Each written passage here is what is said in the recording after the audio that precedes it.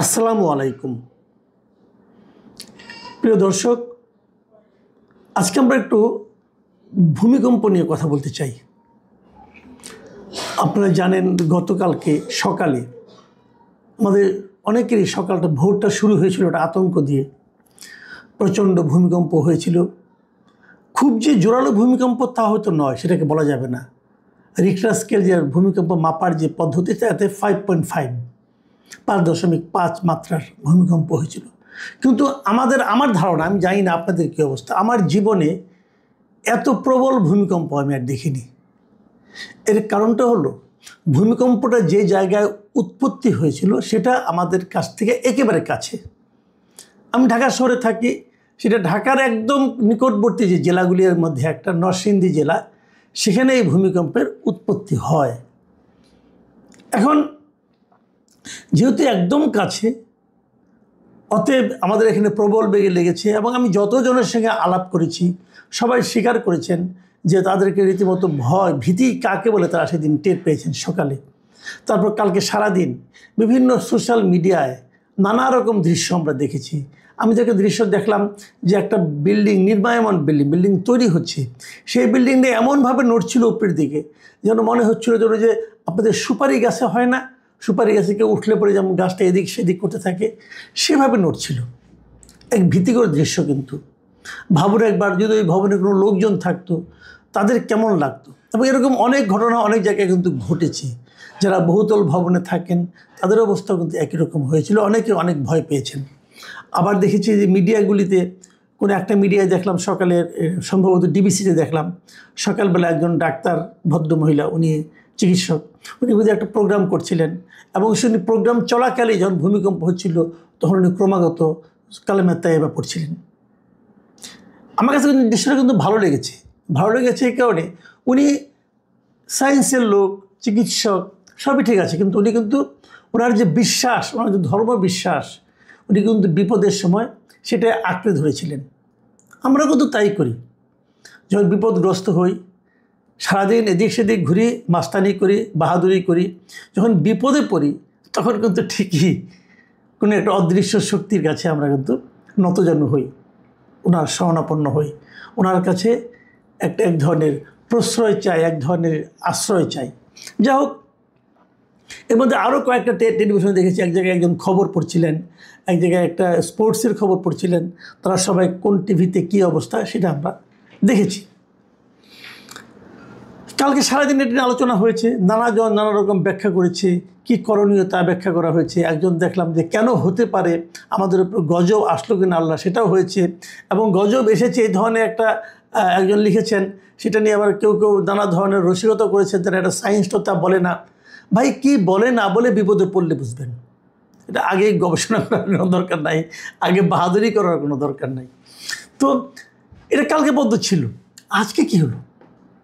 আজকে সারাদিনে 3বার ভূমিকম্প হলো। তার মানে একটা হিসাব দেখলাম বেরিয়েছে যে 30 ঘন্টায় 4বার ভূমিকম্প হলো। আজকে সকালে সেই নরসিংদীতেই আরেকটা ভূমিকম্প হয়েছে। এটা অবশ্য মাত্রাটা অনেক ছোটো ছিল, 3.3। এটা মাত্র 12 সেকেন্ড ছিল ভূমিকম্পটা আজকে সকালে। সন্ধ্যায় আমি একটা অফিসে গিয়েছিলাম এক ভদ্রলোকের সঙ্গে দেখা করতে, ওনার বসে চা খাচ্ছিলাম, তখন 2বার হলো পরপর, একটাই এরকম 2বার। এবং আমি ছিলাম মগবাজার এলাকায়। তো মগবাজার থেকে একদম নিকটবর্তী হলো বাড্ডা।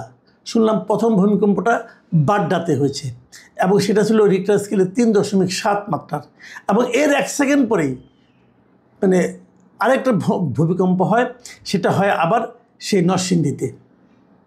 সেটার মাত্রা আরও ছিল 4.3 মাত্রার। তার মানে কি, 30 ঘন্টার মধ্যে 4বার। ভাবুন, 30 ঘন্টার মধ্যে 4বার ভূমিকম্প। আমার মনে হয় না আমাদের দেশের কেউ এই দেশে থেকে এই ধরনের অনুভূতি কারো হয়নি। এখন এই ভূমিকম্পটা কি কেন হলো, এটা কিন্তু এখনও অনেকে বিজ্ঞানীদের ব্যাখ্যা করতে পারে। ভূগর্ভস্থ যে এইগুলো বিভিন্ন রকম প্লেটগুলো আছে সেগুলো সরে যায়, কী হয়, নানাভাবে তারা কিন্তু ব্যাখ্যা করতে পারে। আজকে আমি একটা ব্যাখ্যা পড়লাম একটা মিডিয়াতে, প্রথম আলোতেই পড়লাম। সেখানে ভূমিকম্প বিশেষজ্ঞ একজন আছেন, অধ্যাপক হুমায়ুন আখতার। তিনি যে ব্যাখ্যাটা করেছেন, এই ব্যাখ্যাটা আমার কাছে কিন্তু খুবই মানে আপনার কী বলবো টেনশনে ফেলে দিয়েছে আমাকে। উনি বলেছেন যে খুব শিগগিরই একটা বড় ভূমিকম্প হতে পারে। কারণ উনি যে কথাটা বলেছেন সেটা হলো প্রত্যেকটা ভূমিকম্পের পরেই না একটা আফটার ইফেক্ট, মানে কিছুক্ষণ পরে আরেকটা ভূমিকম্প হয়, এটা বলা হয় আফটার শক। এটা হয়ই, সবসময় আমরা দেখেছি একটা ভূমিকম্প হয়ে গেলে আরেকটা ভূমিকম্প হয়।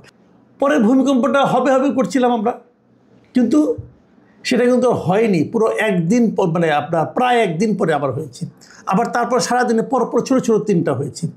এই যে ছোটো ছোটো তিনটা হওয়া, এইটাকে এই অধ্যাপক হুমায়ুন আখতার খুব বিপজ্জনক ইঙ্গিত হিসাবে বলছেন। অধ্যাপক হুমায়ুন আখতার কি বলেছেন সেটা বরং আমরা একটু শুনি, আপনাদেরকে শোনাই। বরং একটু ভয় পাওয়ার মতো বিষয় কিন্তু আছে। উনি বলেছেন যে গতকালের ভূমিকম্পের পর আফটার শক হবে এমনটা আগেই ধারণা করা হয়েছিল, তবে আফটার শকগুলো গুরুত্বপূর্ণ কারণ হিসেবে তিনি এই কথাও বলছেন যে ভূ অভ্যন্তরে যে ফাটল বা ফল্ট লাইনটি এতদিন ধরে প্রচণ্ড চাপে একে অপরের সঙ্গে আটকে ছিল তা নড়তে শুরু করেছে এবং শক্তি নির্গমনের একটি প্রক্রিয়া চালু করেছে। এমন আফটার শক হতে হতে বড় ভূমিকম্প হবে, সেটা খুবই নিকটে হতে পারে। মানে এটা যদি হয়, আপনি ভাবেন যদি খুবই নিকটে এরকম একটা বড় ভূমিকম্প হয়, কি হবে আমাদের।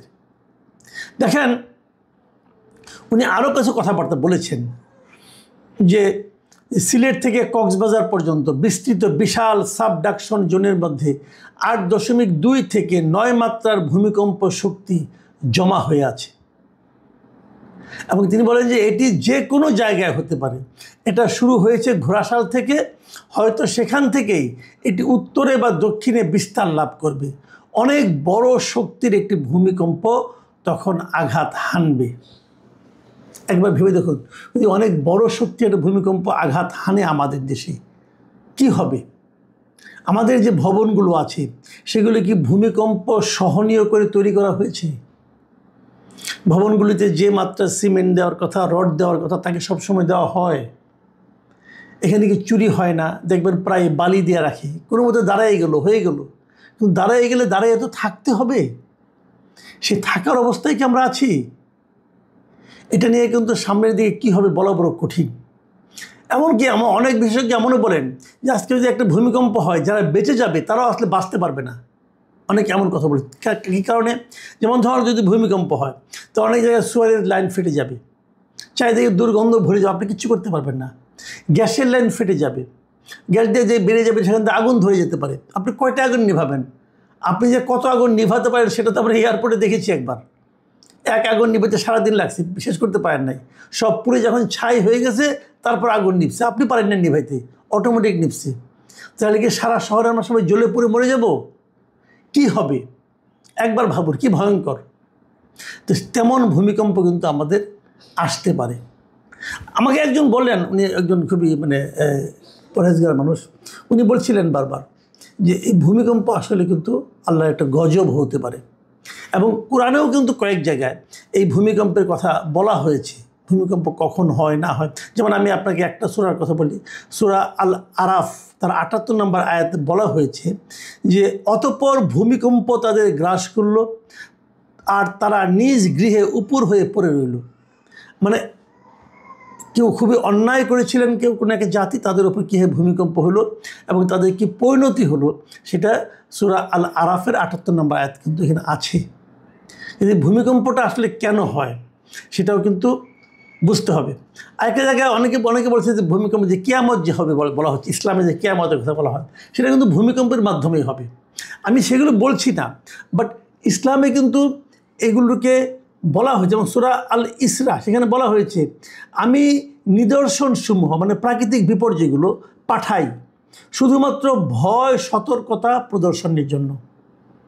তার মানে এটাও কিন্তু একটা ব্যাপার যে আমাদেরকে সতর্ক করে দেওয়ার জন্য আল্লাহ এই ভয়গুলি পাঠাচ্ছে, নিদর্শনগুলি পাঠাচ্ছে। তা আমরা কি সতর্ক হচ্ছি?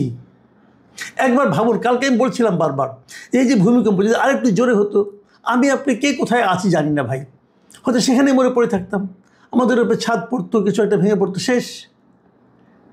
আমাদের জীবন তো এতটুকুই। কিন্তু এই জীবনটাকে আপনি কিভাবে ব্যয় করছেন?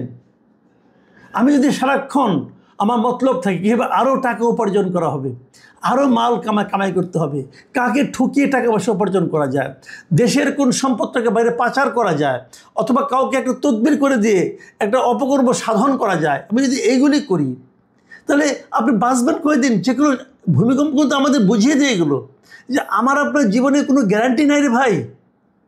আপনি 30 বছর মেয়াদি চিন্তা করতেছেন, 30 বছর পরে আপনি কি করবেন? অথবা এমন একটা ভবন বানাবেন, 30 বছর পর লোকে বলবে যে রাজপ্রাসাদ বানানো হয়েছে। সেদিন একজন আমাকে বলতেছিলেন যে কোনো একটা আবাসিক এলাকার কথা, যে ওই এলাকায় বলে আপনার বাসাটা কোথায়, ওই এলাকার সবচেয়ে যেটা সুন্দর বাসা ওইটি আমার। তো এই সুন্দর বাসা যদি ভেঙে যায় ভূমিকম্পে কী লাভ ভাই বলেন? কোথায় থাকবেন আপনি, কোথায় থাকবো আমি? বাসার মতো বাসা পড়ে থাকবে।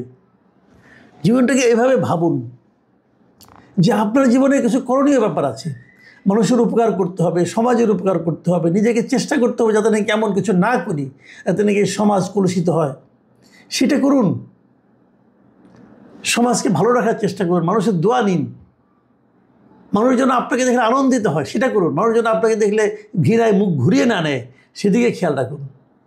আমাদের যারা দায়িত্বপ্রাপ্ত ব্যক্তি আছেন তারা কি এগুলো মনে রাখেন? দেখেন এই যে ভূমিকম্প হয়েছে আমাদের মতো গরিবের ঘরে যেমন হয়েছে, ওই বঙ্গভবন, গণভবন, যমুনা ওখানেও হয়েছে, সচিবালয়ে হয়েছে। সবার ফিলিংস কি একরকম ছিল? সবাই কি চিন্তা করেছেন আমরা প্রকৃতির কাছে কত অসহায়? তাহলে কিসের বাহাদুরি ভাই? বলতে এখানে সব রাজনৈতিক দলকে সে বুঝিয়েছে, তার মানে সেখানে আওয়ামী লীগকেও বাদ দেওয়া হয়নি। তো সবার সঙ্গে আলোচনা করে দেন তার ডিসিশন আছে। আর ভারত থেকে পাঠানোর মতো তো কোনো বড় ধরনের কোনো আহ হাতিয়ার আমাদের কাছে নাই, একমাত্র এক্সট্রাডিশন ট্রিটি ছাড়া। যে প্রত্যর্পণ চুক্তি যেটা, তো সে প্রত্যর্পণ চুক্তিতে কিন্তু এমন এমন শর্ত আছে যেগুলো দিয়ে ভারত আহ, দেখাতে পারে যে শেখ হাসিনাকে তাদের হস্তান্তর না করলেও কিছু আসে যায় না। কারণ এগুলা জাতিসংঘ মানবাধিকার আহ, যে আইন আছে তার সাথেও কিন্তু এগুলার অ্যালাইনমেন্ট আছে, একই একই ধরনের কথাবার্তা। যেমন প্রথম তাই 3 নম্বর যে বিষয়টা আর্টিকেল এই এই চুক্তির আছে, যে যদি হয় যে যাকে কনভিকশনে ফেলে দেওয়া হয়েছে, যে কনভিক্টেড পার্সন যদি তার রাজনৈতিক প্রতিপক্ষ দ্বারা মানে একটা এক ধরনের আহ প্রতিহিংসামূলক যদি হয়ে থাকে, এই যে রায় হয়ে থাকে, তাহলে সেখানে তাদেরকে হস্তান্তরের প্রশ্ন আসে না। তারপরে আছে অনেকগুলো ক্লজ আছে, তার বিচারটা ঠিক মতো হয়েছে কিনা। আরেকটা যেটা আছে, শেখ হাসিনা তো একেবারেই আসার সম্ভাবনা সেখানে দেখি না। উনি যদি রাজনৈতিক আশ্রয় প্রার্থনা করেন, উনি যদি সেখানে রাজনৈতিক আশ্রয় প্রার্থনা করেন, সেটা তো কোন কালে শেষ হবে তার কোনো পাত্তা নাই। তো সব ইন্টারপোলকে দেওয়া হয়েছে, ইন্টারপোলটা আজকাল হাস্যকর হয়ে গেছে, কাকে ধরে আনছে কখন আমার তো খুব মনে পড়ে না।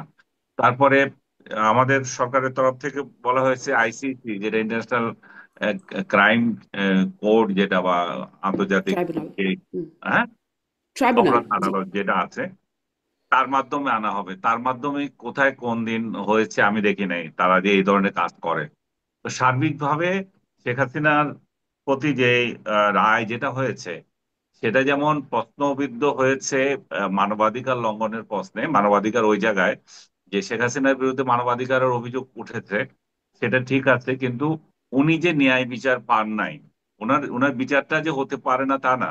ওনারা জাতিসংঘ সহ যারা যারা এটার, অ্যামনেস্টি ইন্টারন্যাশনাল সহ যারা হুম। এটার প্রতিবাদ করেছে, যে এবং সবাই একটাই জিনিস দেখিয়েছে যে বিচার তো এই ধরনের একটা ঘটনার জন্য অবশ্যই হতে হবে, কিন্তু যারা অভিযুক্ত তারা যথাযথ আইনি সহায়তা পেয়েছে কিনা, সেই জায়গায় সবাই যে ভুলটা ধরেছে সেটা হচ্ছে যে উনি একতরফা বিচার হয়েছে, উনি যথাযথ পান নাই। তা আমি ব্যক্তিগতভাবে মনে করি যে এটা দ্বারা সরকার আসলে আহ, জুলাই যোদ্ধা যারা যারা জুলাইতে শহীদ হয়েছে তাদের প্রতিও এক ধরনের অবিচার করেছে। কারণ শেখ হাসিনাকে যে হুম। ফেরত আনতে পারবে সেটা যেমন ঠিক নেই, তেমনি এই বিচারটা আবার পুনর্বিচারের প্রশ্ন আসবে, যেহেতু কনভিক্টেড পার্সন যারা ছিল তারা বলতে পারে যে আমরা যথাযথ বিচার পাই নাই, আমাদের যে কিন্তু জনাব আনিস আহ আলমগীর, মানে আমাদের তো একটা রীতিও আছে। ধরেন যুদ্ধাপরাধীদের বিচার যখন করা হয় তখনও তো আসলে এই আন্তর্জাতিক সংস্থাগুলোর একটা আপত্তির জায়গা ছিল।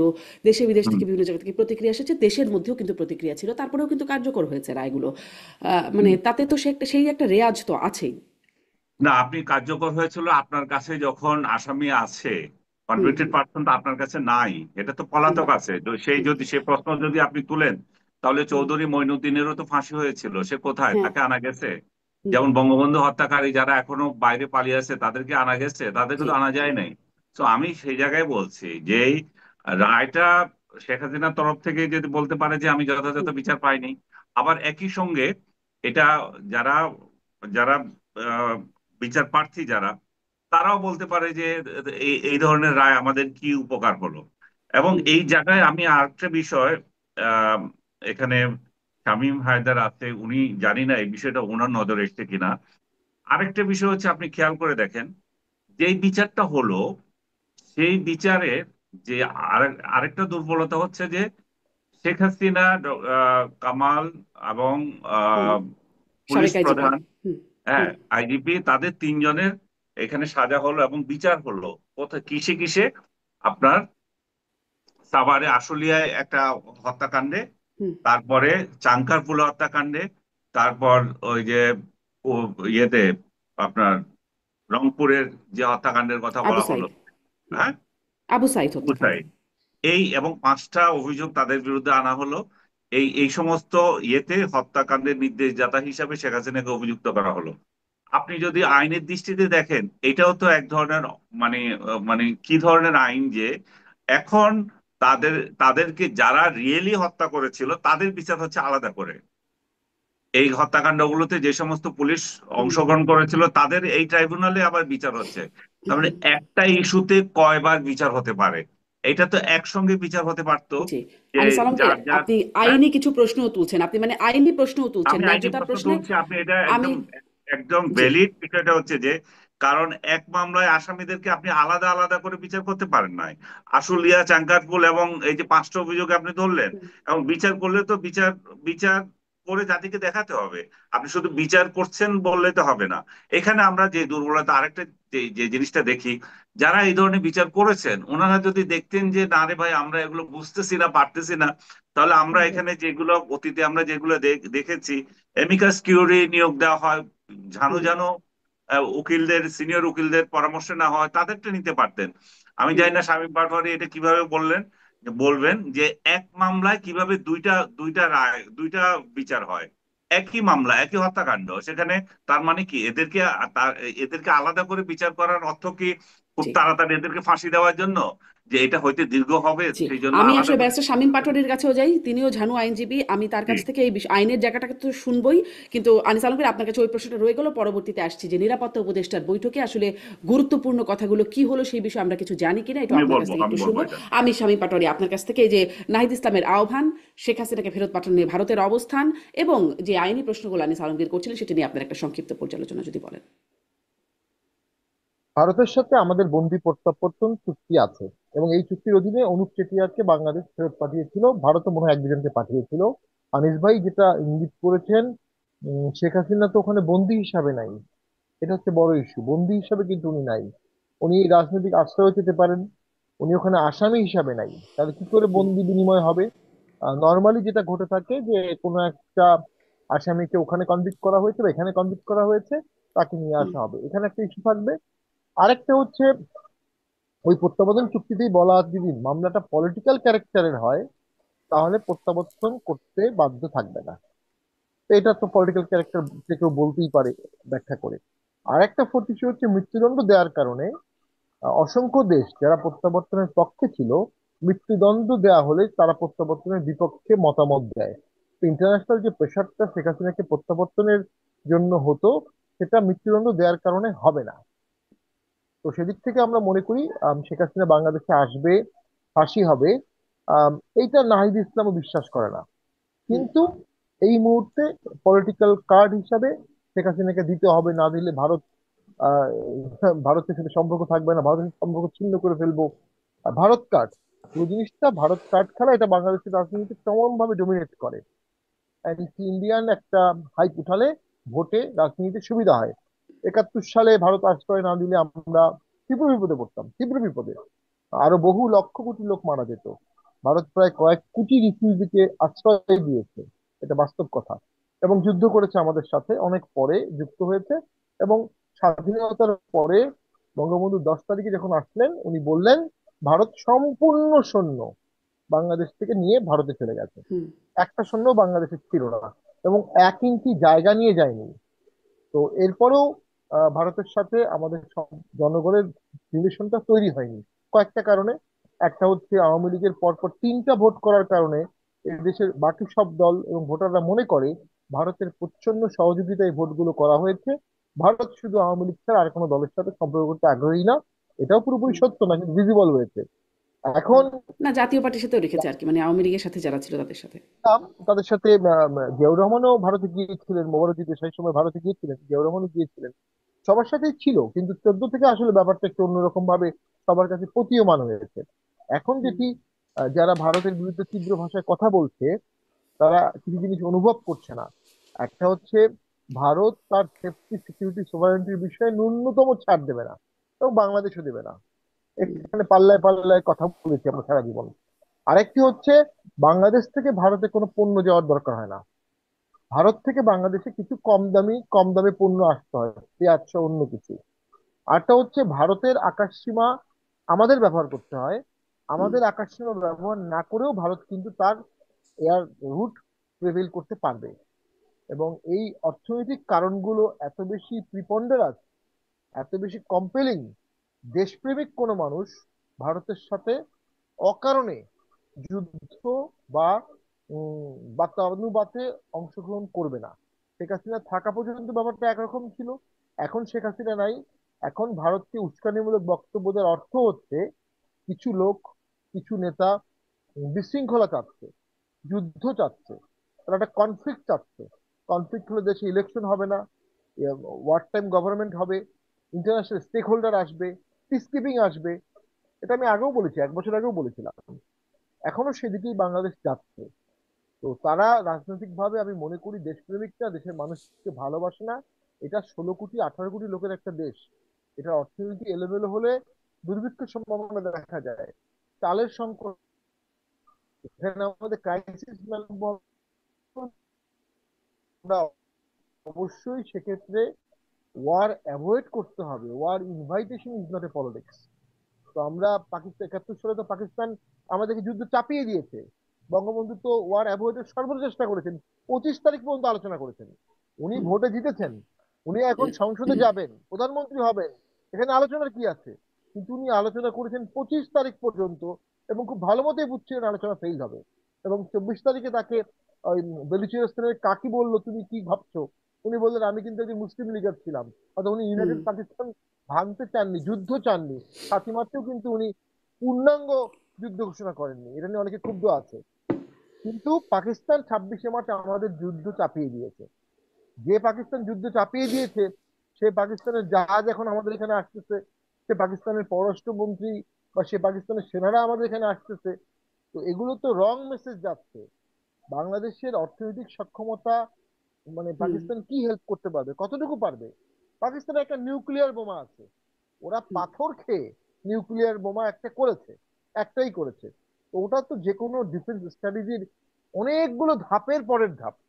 তো তার আগের যে স্টেজ গুলো, সেগুলো তো আমাদেরকে হ্যান্ডেল করতে হবে। হুম। মানে তো আপনি আমি আসলে মনে সম্পর্কের কথা বলছেন, যে সম্পর্ক করে আমাদের আসলে কি হচ্ছে, আমরা কি পাচ্ছি, সেই প্রশ্নগুলোও একটা থাকে কিন্তু। পেতে পারি, কি মানে পেতে পারে। হ্যাঁ, কিন্তু ওই যে জায়গাটা, মানে রায় হয়েছে বাংলাদেশের ট্রাইব্যুনালের রায়, বাংলাদেশের বিচারে রায় হয়েছে।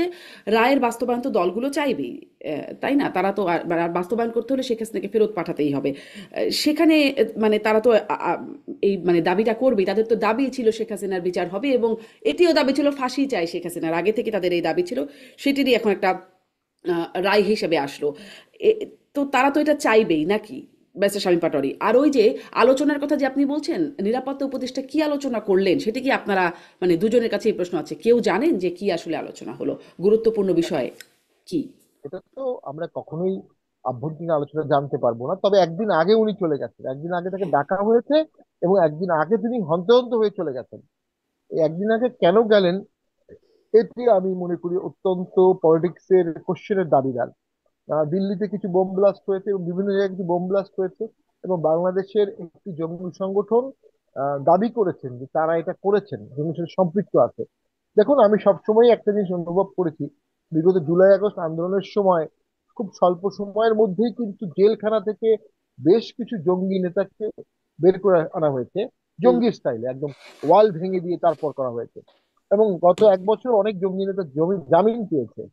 অসংখ্য অস্ত্র লুট হয়েছে, এই অস্ত্রগুলো এখনো বাংলাদেশে আছে। এবং মাননীয় স্থানীয় সরকার অ্যাডভাইজার আসিফ সাহেব বলেছেন যে প্রয়োজনে তারা অস্ত্র হাতে নিতেন, অস্ত্রের ব্যবস্থা তাদের ছিল।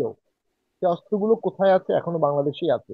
এগুলো থাকা অবস্থায় আপনি ভোট কিভাবে করবেন আমি জানি না, হুম। কিন্তু বাংলাদেশ একটা এক্সট্রিম ইনকিউবেটর অফ টেরোরিজম হতে পারে। এটা দরিদ্র দেশ, মুসলিম দেশ, হুম। পার্শ্ববর্তী দেশের বিরুদ্ধে একটা ক্ষোভ রাগ আছে। এখানে কাশ্মীর ইস্যুতে অনেকে আন্দোলিত হয়, গাজা ইস্যুতে আন্দোলিত হয়, কিন্তু বাড়ির পাশে ন্যায় বিচারটা কেউ করতে পারে না। আমাদের বাংলাদেশি কালচার এটা আছে। তাই যদি হয়ে থাকে, ভবিষ্যতে এখানে টেরোরিজমের একটা রিস্ক আছে। সেই রিস্কটা আমার মনে হয়, এটা আমি না জেনে বলছি, অজিত দোভাল সেই রিস্কটা জানিয়েছেন। এবং জি। এই ধরনের রিস্কের সবচেয়ে ভয় হলো এটা একটা প্রিএমটিভ স্ট্রাইকিং এর জাস্টিফিকেশন তৈরি করে। যে যে কারণে আমেরিকা সাদ্দামকে অ্যাটাক করেছিল, যে কারণে আমেরিকা আফগানিস্তানকে অ্যাটাক করেছিল, প্রিএমটিভ স্ট্রাইক ওই 111 এর হুম। বোম বাস্টের পরে তারা দুটো দেশ দখল করেছে। তো আমি মনে করি ভারত যেন প্রিএমটিভ স্ট্রাইকের কোনো জাস্টিফিকেশন না পায়।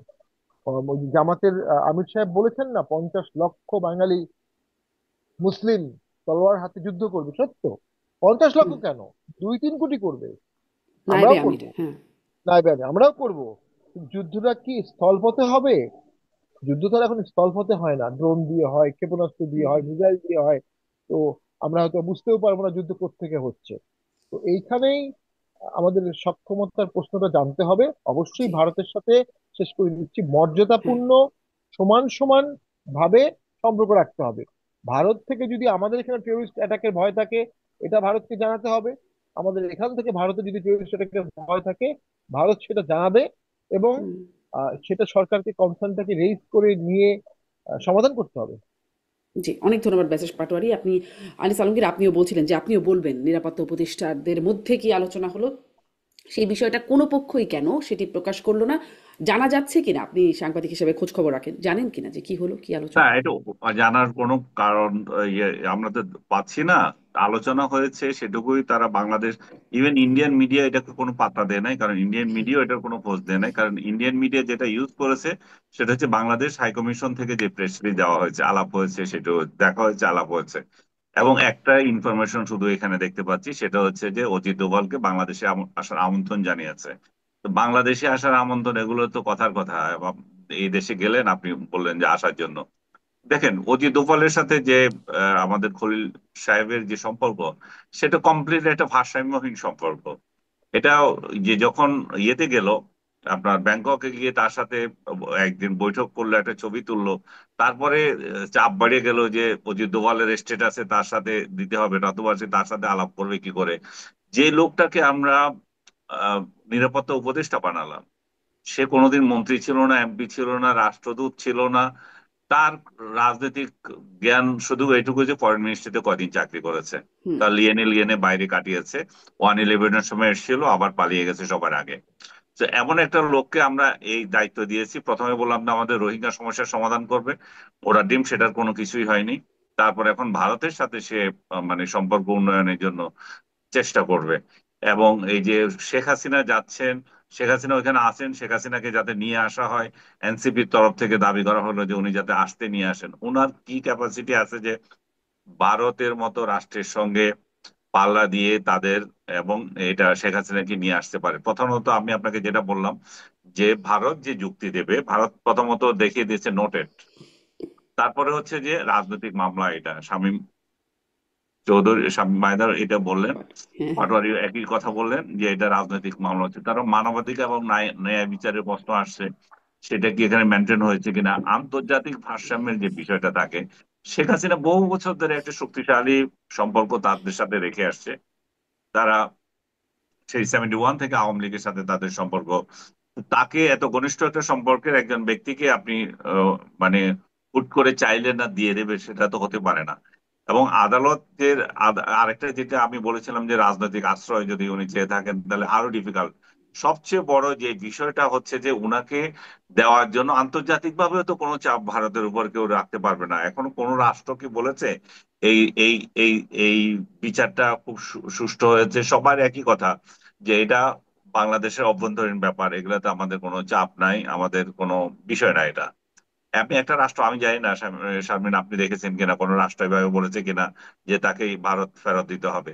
তো ভারতের উপর কোনো চাপই নাই, ভারত এমন একটা রাষ্ট্র, তো সে কি কারণে এটা ফেরত দেবে বা শেখ হাসিনাকে পাঠাবে, সেটা কোনো যৌক্তিকতা নাই। এবং খলিল সাহেব সেখানে অবশ্যই যখন বৈঠক হয় উনি এটা বলতে পারেন বাংলাদেশের তরফ থেকে যে আমরা যেহেতু তার পিছিয়ে ইয়ে হয়ে গেছে আমরা তাকে ফেরত চাই। আপনি বলেছেন কিনা আমি জানি না, বাট অনুমান করি যে বলতেই তো পারেন, বললে তো কি আসে যায়। তো সেটা হয়তো উনি বলেছেন, কিন্তু ভারতের যে কনসার্ন সেটা একদম প্রকাশ্য ওদের মিডিয়াতে যেভাবে আসছে, সেটা হচ্ছে বাংলাদেশে ঘন ঘন পাকিস্তানি জেনারেলরা সফর করছে, বাংলাদেশে ঘন ঘন পাকিস্তানের মৌলবাদী নেতারা সফর করছে, এবং বাংলাদেশের সাথে ইন্ডিয়াতে যে আহ বোম বাস্টিং হলো কয়েকদিন আগে, সেটার সাথেও তাদের মিডিয়া বাংলাদেশকে জড়াতে চাচ্ছে। বলা হচ্ছে বাংলাদেশকে ব্যবহার করে পাকিস্তান এই কাজ করছে। তো তারা সেই সব, আমি আমি আমি বিশ্বাস করি যে অজিত দোভাল এই যে খলিল সাহেবকে এক গাদা অভিযোগ সেটা ধরিয়ে দিয়েছে, এগুলা সমাধান করেন। এছাড়া জি। আর ওনার কাছ থেকে আর কোনো বার্তা পেয়েছেন আমার মনে হয় না। আর আমরাও তো বসে রই নাই যে অজিত দোভাল বাংলাদেশে আসবে। আমরা হুম। বাংলাদেশের মানুষ যেটা চায় এবং যেটা এনসিপি সহ অনেকে দাবি করছেন, শেখ হাসিনাকে ফেরত আনেন, পারলে সেটা নিয়ে আসেন। যে অজিত দোভাল বাংলাদেশে সফর করবে কি করবে না সেটাতে তো কারো ইন্টারেস্ট নাই। এবং হুম। সবচেয়ে আমি মনে করি যে এই জিনিসটা, সেটা হচ্ছে যদি কোনো পজিটিভ কিছু থাকতো বাংলাদেশ সরকারই সেটা ফলাও করে প্রচার করতো। যেহেতু কোনো কিছু হয় নাই এবং হুম। কথাবার্তাও ঠিক মতো হয়েছে কিনা সেটা তো সন্দেহ হয়, সেই জন্যই এটা নিয়ে কোনো একটা শব্দ সরকারের তরফ থেকে নাই। জি, আমি আসলে মানে এই যে সবকিছু মনে করছি, আমরা ধারণা করছি, কিন্তু এই মানে সরকারের পক্ষ থেকে কেন স্পষ্ট হয় না? আপনিও বলছেন হয় নাই, কিন্তু কেন হয় না সেটা নিয়ে আমি একটু পরে আসি। কিন্তু আনিস আলমগীর, আপনার কাছে একটু ব্যক্তিগত জায়গায় একটা প্রশ্ন করি যে আপনি ওই যে রায় নিয়ে বিভিন্ন জায়গা থেকে প্রশ্ন তুলছেন, ন্যায় বিচার হলো কিনা সেটি নিয়ে আপনার প্রশ্ন। আহ, দেখছিলাম ঢাকা বিশ্ববিদ্যালয় সহ মানে বিশ্ববিদ্যালয়ের 1001 জন, বস্তুত সংখ্যাটি আসলে 6 শতাধিক বলে পরবর্তীতে দেখা যাচ্ছে, শিক্ষক তারা একটি বিবৃতি দিয়েছেন শেখ হাসিনার রায়ের ন্যায্যতা বা ন্যায় বিচার হয়নি এরকম একটা মর্মে। যদিও আবার সেটাকে অনেকে ভুয়া বিবৃতিও বলছেন। তবে সেইটার পরপরই মানে বিশ্ববিদ্যালয়গুলোর শিবির নিয়ন্ত্রিত বিশ্ববিদ্যালয় মানে ছাত্র সংসদগুলো যেখানে শিবির নিয়ন্ত্রিত, ডাকসু জাকসু, এদিকে রাকসু চাকসু, সেই বিশ্ববিদ্যালয়গুলোর কেন্দ্রীয় সংসদ তারা এটির শক্ত প্রতিবাদ জানাচ্ছে এবং শিক্ষকদের চাকুরিচ্যুতির দাবি করছে। এবং সাদিক কায়েম ঢাকা বিশ্ববিদ্যালয়ের ভিপি তিনি বলছেন যে তাদেরকে বাংলাদেশেই থাকতে দেওয়া হবে না, তাদেরকে নির্মূল করে দেওয়া হবে। ডেপুটি রেজিস্ট্রার ঢাকা বিশ্ববিদ্যালয়ের তিনি তো আই ডোন্ট কেয়ার লেখা ফটোকার্ডটি শেয়ার করায় তাকে তো পুলিশেই দিয়ে দিল এবং পুলিশ ধরেও নিয়ে গেল। তো এরকম আপনিও যে প্রশ্ন তুলছেন, আপনি কি এগুলো নিয়ে হুমকি ধামকি কোনো রকম ভয় পাচ্ছেন না? মানে না, তাদেরকে তো আমি তো বাংলাদেশেই প্রশ্ন থাকতে দেওয়া তুলছি হবে না, না। আমি তো রায়ের সমালোচনা করছি। শেখ হাসিনাকে যে সাজা দেওয়া হয়েছে, এই হুম। সাজা নিয়ে তো আমার মাথা ব্যথা নাই। আমি বলছি সাজাটা যেভাবে দেওয়া হয়েছে সেই প্রক্রিয়াটা ঠিক হয়নি। এবং প্রক্রিয়াটা ঠিক মতো না হওয়ার কারণে যেটা হচ্ছে যে জুলাইতে যারা শহীদ হয়েছে তাদের আত্মীয় স্বজনও ঠিক মতো বিচারটা পেল না। এখানে একমাত্র শুধু হচ্ছে শেখ হাসিনাকে আপনি আহ, মানবাধিকার বঞ্চিত করলেন তা না, আরেক দিক দিয়ে যারা জুলাই শহীদ তাদেরকেও অধিকার বঞ্চিত করলেন। ওই অন্যরা যেভাবে দাবি করছে সেটা হচ্ছে দলীয় দৃষ্টিকোণ থেকে তারা হয়তো এই এই বিশেষ কোনো রাজনৈতিক দলের মতাদর্শের টিচাররা যেভাবে আমরা অতীত দেখেছিলাম শেখ হাসিনার পক্ষে নিয়ে বিবৃতি দেওয়া, খালেদা জিয়ার পক্ষের বিবৃতি দেওয়া, ওই বিবৃতি গোষ্ঠীতে হয়তো কেউ পড়ে গেছে, তাদের নিয়ে কথা হচ্ছে। বাট তারপরেও আমি বলবো যে প্রত্যেকেরই মত প্রকাশের স্বাধীনতা থাকা উচিত। এখন যে ছাত্র শিবির নিয়ন্ত্রিত বিশ্ববিদ্যালয়গুলো, ছাত্র সংসদ বা আদার্স যখন এগুলো নিয়ে কথা বলে, তাহলে তাদেরকে আমরা স্মরণ করে দিতে চাই যে তাহলে আর শেখ হাসিনার পরিবর্তন কি দরকার ছিল। এটা তো একই ঘটনা হলো যে আমার বিরুদ্ধে কথা বলা মানে হচ্ছে ইয়েতে হুম। যেতে হবে, জেলে যেতে হবে। এটা তো শেখ হাসিনা থেকে উন্নত মানের কোনো ইয়ে হলো না। আহ, আহ, কোনো আহ, বৈষম্য বিরোধী যে সমাজ আপনি দেখতে হুম। চেয়েছিলেন, যেটা ন্যায়ের সমাজ আপনি দেখতে ছিলেন, সেটা তো হলো না। এখানে তো তাহলে মানবাধিকার লঙ্ঘন, এখানেও তো হুম। ব্যক্তি স্বাধীনতা হরণ, এখানেও তো কণ্ঠরোধ করা, এখানেও তো মব জাস্টিস আরো 100 গুণ বাড়তি হওয়া। সো এটা এটা নিয়ে তো অবশ্যই এগুলো এই এই এই ওয়েতে যদি কাউকে মত প্রকাশ দমন করা হয় সেটা তো অবশ্যই নিন্দনীয়। কিন্তু আমি জি। আপনাকে আবারও একটু স্পষ্ট করছি যে শেখ হাসিনার বিচার হোক কিংবা কামাল হুম। সাহেবের বিচার হোক কিংবা ওই যে পুলিশ প্রধান যিনি আছেন, যে ঘটনাটা ঘটেছে এটা কেউ না কেউ তো করেছে। এটা শেখ হাসিনা করুক, স্বরাষ্ট্রমন্ত্রী করুক, পুলিশ প্রধান করুক, কিংবা কার্যত যারা স্পটে ছিল তারাই করুক, এই ঘটনার তো বিচার হতে হবে। এই ঘটনার বিচার না হয়তো পারে না, কিন্তু জি, বিচারটা আমরা সঠিক আনিস প্রক্রিয়া আলমের, জি, করবো, একদমই সেটা স্পষ্ট হচ্ছে যে আপনি বিষয়। প্রক্রিয়াটা নিয়ে নানান প্রশ্ন আছে, হ্যাঁ, বিচার নিয়ে আপনার আলোচনার জায়গাটা না। আমি এই যে মানে খলিলুর রহমান কি বিষয়ে কথা বললেন সেটি গোপন, মানে সেটি বিষয়ে জানা যাচ্ছে না, গুরুত্বপূর্ণ বিষয় বলে বলা হচ্ছে। তারপর ধরেন শেখ হাসিনার রায় যেদিন হলো সেদিন দুটি বন্দর নিয়ে চুক্তি হয়ে গেল, ঢাকা এবং চট্টগ্রামের দুটি বন্দর নিয়ে চুক্তি হয়ে গেল, সেখানেও গোপন, শর্তগুলো গোপন, সেটিও প্রকাশ করা হলো না। এর আগে যুক্তরাষ্ট্রের সাথে এনডিএ হলো, সেটিও আসলে এনডিএ তো নন ডিসক্লোজার এগ্রিমেন্টই, অতএব সেটিও প্রকাশ করা হলো না। শামীম পাটোয়ারি, আপনার কাছ থেকে একটু শুনবো, এবং আমি আনিস আলমগীর আপনার কাছ থেকেও শুনবো যে এই বিষয়গুলো তো রাষ্ট্রীয় ব্যাপার, রাষ্ট্রীয় নিরাপত্তার ব্যাপার, রাষ্ট্রীয় অর্থনীতির ব্যাপার আছে যুক্ত এখানে। মানে যেমন ধরেন শেখ হাসিনাকে ফেরত দেওয়ার জন্য মিছিল হচ্ছে, 32 নম্বরে চলে যাওয়া হচ্ছে ফাঁসির দাবিতে, বা ধরেন আওয়ামী লীগ নিষিদ্ধের জন্য যমুনা ঘেরাও করে ফেলা হচ্ছে, এত সক্রিয় মানে এবং কার্যকর একটা পদক্ষেপই বলা চলে, সেগুলো হচ্ছে। কিন্তু এই বিষয়গুলোতে একরকম মৌন একটা প্রতিবাদ বা ছোট্টখাটো এটা ঠিক হচ্ছে না, করা হচ্ছে না, রাজনৈতিক দলগুলো বলছে। রাজনৈতিক দলগুলো সক্রিয় ভূমিকা রাখছে না কেন? তারা যে এটিতে খুশি না এটি বোঝা যাচ্ছে, আপত্তি আছে তাদের, কিন্তু শামীম পাটোয়ারি কেন সক্রিয় বা কার্যকর কোনো ভূমিকা রাখছে না, প্রতিবাদ করছে না? যেটা হচ্ছে আসলে, দেখুন, বর্তমান সরকার তো এনসিপির সরকার, এনসিপি তো আর সরকারের বিরুদ্ধে আন্দোলন করবে না। আর নন ডিসক্লোজার ক্লোজ দিয়ে যে এগ্রিমেন্ট গুলো করা হয়েছে এটি অসাংবিধানিক। সংবিধানে বলা আছে যে কোনো ইন্টারন্যাশনাল ট্রিটি আপনার পার্লামেন্টে লে করতে হবে এবং পার্লামেন্টে শুনানি হবে, আনলেস সেখানে সিকিউরিটি কনসার্ন থাকে। সিকিউরিটি কনসার্ন হুম। থাকলে সেটা ক্লোজ ডোর সেশন হবে পার্লামেন্টের। সেই পার্লামেন্টে ক্লোজ ডোর সেশন ছাড়া এই চিঠিগুলো অনেকগুলোই অবৈধ, যদি এটা সবসময় কখনো মেনটেন করা হয়নি। নন ডিসক্লোজার ক্লোজ দিয়ে যে সরকারটি এগ্রিমেন্ট করেছে তারা একটা অন্তর্বর্তী সরকার। তারা কিন্তু কোনো কেয়ারটেকার সরকার না, ইলেকটেড সরকার না। তাদের নির্বাচন প্রধান কাজ। তারা সংস্কারকে এখানে নিয়ে আসছে, সাথে বিচারকে নিয়ে আসছে। হুম। কিন্তু রাষ্ট্রকে বেঁধে ফেলবে, রাষ্ট্রকে 30-35 বছরের জন্য বেঁধে ফেলবে, এরকম কোনো লোন, এরকম কোনো এগ্রিমেন্ট অবশ্যই এই সরকারের করা উচিত না। কারণ তারা জনগণের কাছে দায়বদ্ধ না। অন্যান্য সরকার জনগণের কাছে দায়বদ্ধ, ভোটের সময়, ভোটের আগে, ভোটের পরে। এই সরকার তো আর ভোট ভোট করবে না, এই অন্তর্বর্তী সরকার তো আর ভোটে দাঁড়াবে না। তো তার দায়বদ্ধতা কিভাবে আসলো? কিন্তু ব্যাপারটা পাটোয়ারি, দায়বদ্ধতা যদি না থাকে। আমার প্রশ্নটা কিন্তু এখানে আপনার কাছে, সরকার হয়তো ভালো বুঝছে, হয়তো ভালো হতেও পারে, হয়তো আছে নানান রকম, কিন্তু আমার প্রশ্নটা এখানে যে রাজনৈতিক দলগুলো, আপনি বলছিলেন জনগণের কাছে জবাবদিহিতা নাই, জনগণের দ্বারা নির্বাচিত না, বা সামনে নির্বাচনও করবে না, কিন্তু রাজনৈতিক দলগুলোর কাছে তো তাদের একটা জবাবদিহিতা আছে, কারণ তাদের দ্বারা মানে এই সরকার এসেছে, তাদের সবার সম্মতিতে, যারা এখন সক্রিয় আছে দেশে, আপনারাও অবশ্য আছেন, আপনাদেরও ছিল সেই সময় সম্মতিতেই এই সরকারটা হলো। তো এইখানে রাজনৈতিক দলগুলো কেন সক্রিয় ভূমিকা পালন করছে না? তাদের, যেটি আমি বলছিলাম, সবার সাথে আমি কথা বলেছি, বিভিন্ন দলের সাথে, তাদের একটা মৌন আপত্তির জায়গা আছে, তারা বলছেন এটি উচিত না, এই সরকার এটা করতে পারে না, কিন্তু কেউ কার্যকর কোনো ভূমিকা কেন নিচ্ছে না বা প্রতিবাদ কেন করছে না? প্রতিবাদ করছে না কারণ রাজনৈতিক দলের মধ্যে বিএনপি, তারা মূলত একটা ভোট করতে চাচ্ছে, যে কোনো মূল্যে তারা মনে করছে একটা ভোট করতে পারলে তাদের সকল সমস্যার সমাধান হবে। প্র্যাকটিক্যালি আমরা যেটা অনুভব করি, যে বাকি দলগুলোর মধ্যে জামাত এবং এনসিপি এবং সরকার এই সিদ্ধান্তের সাথে একমত। ইনফ্যাক্ট হুম। তারা একত্রে এই কাজটি করেছে, আমার যেটা মনে হয়। এবং অনেক বিষয়ে আমরা দেখতে পাই জামাত, এনসিপি এবং সরকারের মধ্যে একটা ভালো যোগসূত্র আছে, আর সাথে এবি পার্টিও আছে। তো এই সব মিলিয়ে একটি আসলে শক্তির উৎস। তো আমরা যেটা অনুভব করছি যে এই ধরনের করিডোরটা তো বাংলাদেশে এখন নাই। তো ফর্মাল করিডোর যেহেতু নাই, সেহেতু আমরা মনে করি এই বিষয়টি আপাতত সেটেল হয়েছে। এবং সেক্ষেত্রে তো হুম। সেনাবাহিনীর বক্তব্য ছিল ইলেক্টেড গভর্নমেন্ট সেই সব সিদ্ধান্ত নেবে, অন্তর্বর্তী সরকার এই সিদ্ধান্তগুলো নেবে না। কারণ করিডোরে দেওয়ার অর্থ হচ্ছে আমরা হুম। মায়ানমারের যুদ্ধে ইনভলভ হয়ে গেলাম, একটা পক্ষ নিয়ে নিলাম। যখনই আমি একটা পক্ষ নিব, তখন মায়ানমারের সাথে আমাদের এনিমি স্টেট সম্পর্ক হবে। আমরা কেন এই এই সম্পর্কটা এনিমি স্টেটে নিয়ে যাব? ওই যে বললাম, কিছু লোক আছে যারা দেশকে ভালোবাসে না, দেশের মানুষকে ভালোবাসে না, দেশের মানুষের জানমালের খেয়াল করে না। তাদের এই ক্ষুদ্র রাজনৈতিক স্বার্থ বা অরাজনৈতিক স্বার্থের দিকেই বেশি হুম। গুরুত্ব দেয়। জি। তো সেই ব্যারিস্টার দিক। পাটোয়ারি, ধন্যবাদ আপনাকে। আমার প্রশ্নটা ওইখানেই যে যারা কেয়ার করে, রাজনৈতিক দলগুলো, তারা আসলে জানমালের কথা নিয়েই কথা বলার কথা, তারা কেন কিছু করছে না? আনিস আলমগীর, আপনার এই বিষয়ে আপনার কি বক্তব্য? অনেক কিছুই গোপনে গোপনে, মানে গোপন বা অপ্রকাশিত শর্তে অনেক চুক্তি হয়ে যাচ্ছে, অনেক কিছু হয়ে যাচ্ছে।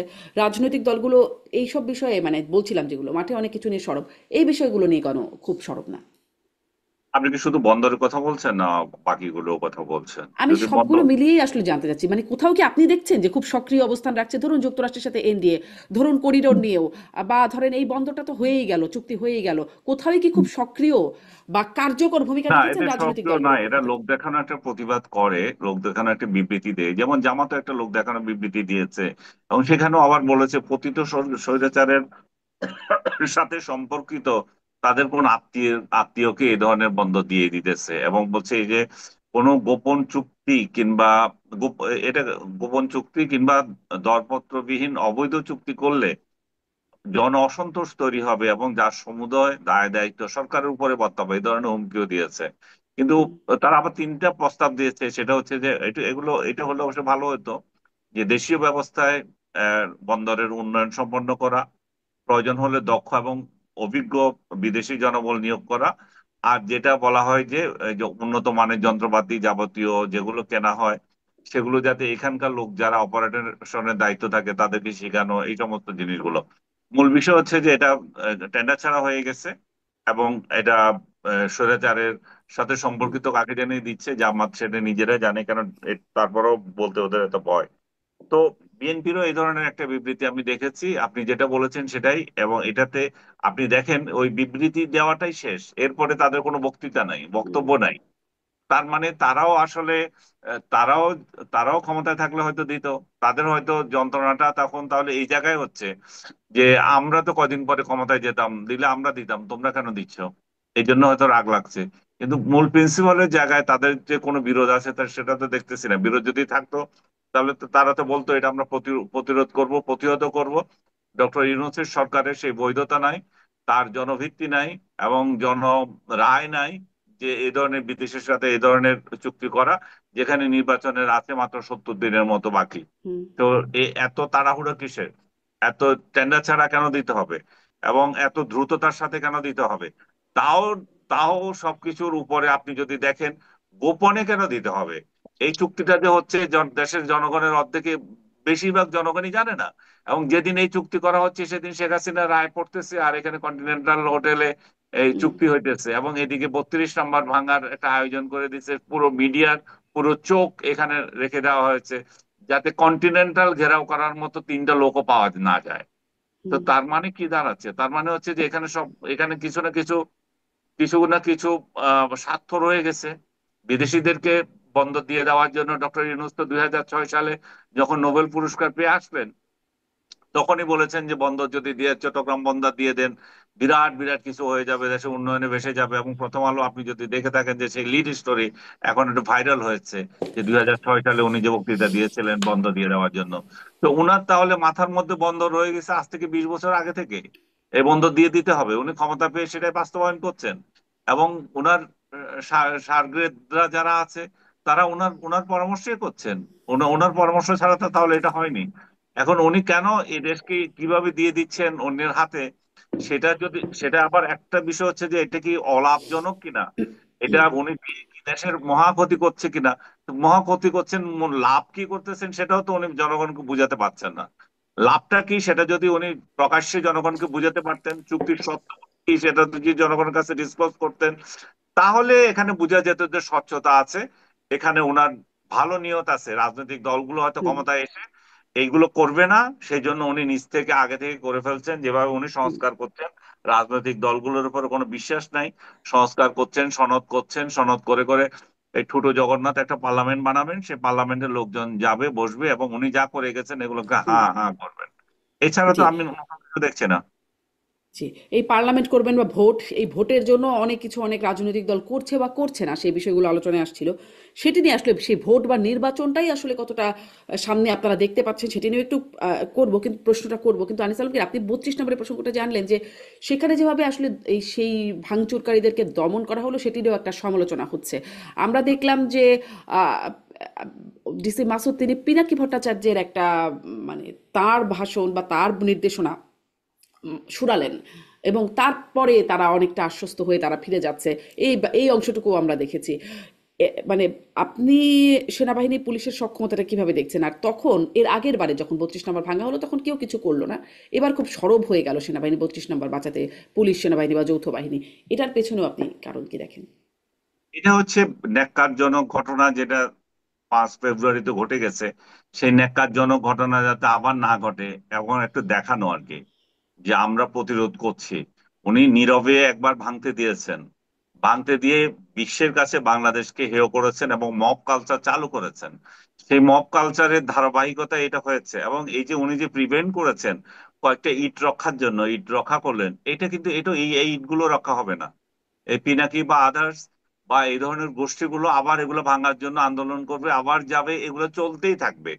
উনি হ্যাঁ, যেটা করা হচ্ছিল তিনি কারণ তো সেই হচ্ছে, নির্দেশনাও বলেছেন ফিরে যাবার জন্য, যখন নির্দেশনা দিচ্ছেন তার ফোনে যেটি শোনানো হচ্ছে সেখানেও বলছেন আজকের মতো ফিরে যেতে, পরে এটাকে গুড়িয়ে দেওয়া হবে বা ভেঙে ফেলা রাইট, হবে। হ্যাঁ। তার মানে কি দাঁড়াচ্ছে? তার মানে হচ্ছে যে এই ন্যাক্কারজনক কাজ যেটা উনি করে ওরা করেছিল, সেই ন্যাক্কারজনক কাজ করবেই। এবং পুলিশ বা আর্মি যারা ওই দিন পিনাকির এটা শুনিয়েছিল, তারা এর থেকেও বড় ন্যাক্কারজনক মেরুদণ্ডহীন কাজ করেছে। তাহলে আর প্রশাসনের কি দরকার? পিনাকি তো রাষ্ট্র চালাতে পারে, পিনাকির প্লেন আনিয়ে এখানে সেনাপ্রধান করে দিলে তো হয়। তাহলে সেই এগুলা সামাল দিবে, পুলিশ প্রদান করে দিলে হয়। এটা কারা এটা দিয়েছে জানি না, যদি সেনাবাহিনী যদি এটা অ্যালাউ করে থাকে, তাহলে তাকে সেনা প্রদান করা হোক। পুলিশ হুম, প্রধান যদি, পুলিশেরা যদি এটা করে থাকে, পিনাকির আওয়াজ লাগিয়ে যদি এটা দমন করতে হয়, তাহলে পুলিশ প্রধান তাকে বানিয়ে হুম, দেওয়া হোক। তাহলে তো এগুলো এত হাঙ্গামার প্রয়োজন হয় না। জি। আমি যেটা জি, বলতে আনসার ভাই। চাচ্ছি সেটা হচ্ছে যে এই যে কালচার যেটা শুরু হয়েছে ভাঙচুর এবং এই পরস্পর ইয়ে করা, এটা কিন্তু কোনো রাজনৈতিক কোনো সরকারের পক্ষে সম্ভব না দমন করা। ডক্টর ইউনূস যেটা করেছেন সেটা উনি আগামীতেও আবার পারবেন না। কেন পারবেন না? কারণ 32 নম্বরকে রক্ষা করতে হলে একমাত্র রক্ষাকারী হচ্ছে আওয়ামী লীগ। আওয়ামী লীগ মাঠে নাই বলে এটা 32 নম্বর ভাঙার জন্য সাহস করছে অন্যেরা। আপনি যখন রাজনীতির দলগুলোর মধ্যে ভারসাম্য নষ্ট করে দেন, হুম, তখন এই ভারসাম্যহীনতার কারণেই তো এটার সুযোগ পাচ্ছে। আপনি ভারসাম্যহীন রাজনীতির সমাজ একটা তৈরি করে দিলেন, আর পুলিশকে বলছেন যে এটা পাহারা দেওয়ার জন্য। পুলিশের পক্ষে এটা পাহারা দেওয়া সম্ভব না, কোনোদিনও সম্ভব না। সেই কারণে তারা পিনাকির আশ্রয় নিতে হয়। হুম, এবং আমি এই কথা তো অনেকে রাগ করেন, উনি ক্ষমতা থেকে চলে গেলে উনার সংশ্লিষ্ট যে প্রতিষ্ঠানগুলো আছে, এগুলো একই কায়দায় একই কালচারে ভাঙা হবে। তখনও কিন্তু রাজনৈতিক সরকার যে থাকবে তার পুলিশ বাহিনী এটা রক্ষা করতে পারবে না। হুম, কারণ এই সমস্ত এই কালচার যখন শুরু হয়ে যায়, এটা দমন করার জন্য রাজনৈতিক জি, ভারসাম্য দরকার। ডক্টর ইউনূসের পেছনে এমন কোন রাজনৈতিক শক্তি নাই যে উনার প্রতিষ্ঠানগুলো রক্ষা করবে, কারণ উনার তো রাজনৈতিক দল নাই। জি। এটা মানে যখন একটা যতদিন ভাঙার পর্যন্ত ভাঙার উনি উপলব্ধি সংস্কৃতি করবেন না, চলছে। ততদিন পর্যন্ত এই সমস্যাটা চলতে থাকবে। জি, আনিস আলমগীর, ধন্যবাদ আপনাকে। ভাঙার সংস্কৃতি মানে প্রশ্ন জাগে যে অনেক কিছুই তো ভাঙা হলো, এর মধ্যে গড়া হলো কি কি, সেই প্রশ্নটার আসলে হয়তো উত্তর খুঁজতে হবে। কিন্তু আমি ব্যারিস্টার পাটোয়ারি, ভোটের জন্য অনেক কিছু করছেন, অনেকে অনেক কিছু করা থেকে বিরত থাকছেন, রাজনৈতিক দলগুলো অনেক প্রতিবাদও মৌনভাবে বা মিনমিন করে দিচ্ছেন। আমি আসলে সেই ভোটের দিকে যেতে চাই, যে সেই ভোট এবং পুলিশ সেনাবাহিনীকেও আমরা যে অবস্থায় দেখছি, আনিস আলমগীর যেভাবে বিশ্লেষণ করছিলেন, সেখানে সামনের ভোটটাকে আপনি কিভাবে দেখতে পান? এবং এই প্রশ্নের আগে আপনার কাছে এটিও করতে চাই, জাতীয় পার্টির আসলে অবস্থান কি? ভোটে কি তারা থাকছে? জাতীয় পার্টি কি আছে ভোটে নাকি নাই? দুঃখিত, বিএনপি এবং জামাতে ইসলাম তারা তাদের প্রার্থী ঘোষণা করছে, জাতীয় পার্টির কি অবস্থা? দেখুন, 17 তারিখে যখন মব ভাঙার জন্য গেছে, একটা ট্রাস্টের প্রপার্টি, ওটা ব্যক্তি প্রপার্টি না, হুম, এখনো প্রপার্টিটা জনগণের হয়নি। আপনি আরেকজনের প্রপার্টি ভাঙতে যাচ্ছেন, পুলিশ সেখানে বাধা দিয়েছে এবং সেনাবাহিনী গিয়েছে। সেনাবাহিনীকে অকথ্য ভাষায় কথা বলা হয়েছে, পুলিশকে অকথ্য ভাষায় কথা বলা, সেনাবাহিনী পুলিশ এক পর্যায়ে লাঠিচার্জ করেছে, শক্তি প্রয়োগ করেছে। খুবই ন্যাচারাল। এবং সেনাবাহিনীকে যেভাবে কথা বলা হয়েছে, পুলিশকে যেভাবে কথা বলা হয়েছে, ভবিষ্যতে আর কোনো মব হলে তারা আগাবে কিনা এই ডাউট। এবং সেই মবের ভিকটিম যদি আজকের এই ভাঙন আন্দোলনকারী ছেলেপেলেরা হয়, তো বর্তমান সরকারের কি হয়, তখনও পুলিশ আর্মি কতটা দ্রুত যাবে? কারণ তাদের সেই ব্যাকবোন, তাদের সেই কনফিডেন্স, তাদের সেই ডিগনিটি নষ্ট হয়ে যাচ্ছে এগুলো ফেস করতে গিয়ে। এবং দেখেন ডিসি মাসুদ একটা কথা বলেছে, তাকে আবার সেই কথাটা কত এক্সপ্লেইন করে আবার ব্যাখ্যা করতে হলো যে কেন বলেছে। হুম, তো এইখানে তো রাষ্ট্র দুর্বল হয়ে গেল, সরকার দুর্বল হয়ে গেল। আপনি ঠিক ভোটের সময় এটা চিন্তা করেন, কোনো একটা জায়গায় এমন কেউ জিতে যাচ্ছে যেটা এদের পছন্দ হচ্ছে না, এরা ঠিক এরকম একটা সিন ক্রিয়েট করছে এবং পুলিশ প্রশাসন হেজিটেট করছে। এই হচ্ছে দেশের এখন পরিস্থিতি, ল এন্ড অর্ডার যে অবস্থায় আছে। সুষ্ঠু ভোটের কোনো সম্ভাবনা নেই, সম্পূর্ণ একটা পাতানো ভোট হতে পারে। এবং সেই পাতানো প্রশাসন সাজানো হয়েছে। সেখানে সমস্যা একটাই, সমস্যাটা হলো জাতীয় পার্টি। জাতীয় পার্টি 40 বছরের পুরনো দল, 9টা ভোট করেছে, জাতীয় পার্টি যদি ভোটে ভোটে দাঁড়ায় এবং শক্তিশালী ভাবে দাঁড়ায়, তাহলে অনেকের ভোটের হিসাব মিলছে না। এই জায়গাতেই সবাই জাতীয় পার্টিকে বাদ দিতে চাচ্ছে। যেমন জাতীয় পার্টি থাকলে বিএনপি একটি স্পেস পাবে, যে বিএনপিকে বলা যাবে না যে আমরা ভোটে যাব না, তখন বিএনপি বলবে তোমরা গেলেও জাতীয় পার্টি আছে। তো ওই ওই জায়গায় বিএনপির সাথে দর কষাকষি কমে যাবে। আবার অনেকের ভয় আছে মধ্যপন্থার ভোটগুলো, আওয়ামী লীগের ভোটগুলো জাতীয় পার্টিতে আসতে পারে। যদিও আওয়ামী লীগ আমার ধারণা ভোট প্রতিহত করবে, ভোট হুম। কাউকেই দিবে না। এই সমস্ত বিচারে জাতীয় পার্টিকে সংলাপে ডাকা হলো না। নির্বাচন কমিশন তার শপথ ভঙ্গ করলেন।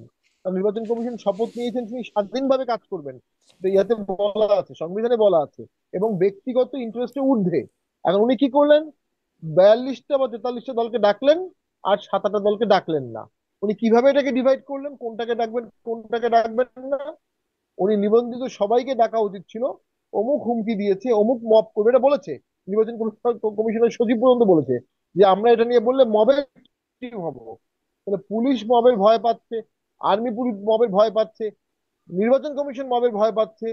তাহলে তো সরকারটা তো গণপ্রজাতন্ত্রী মব সরকার হয়ে গেছে, মব প্রজাতন্ত্রী সরকার হয়ে গেছে।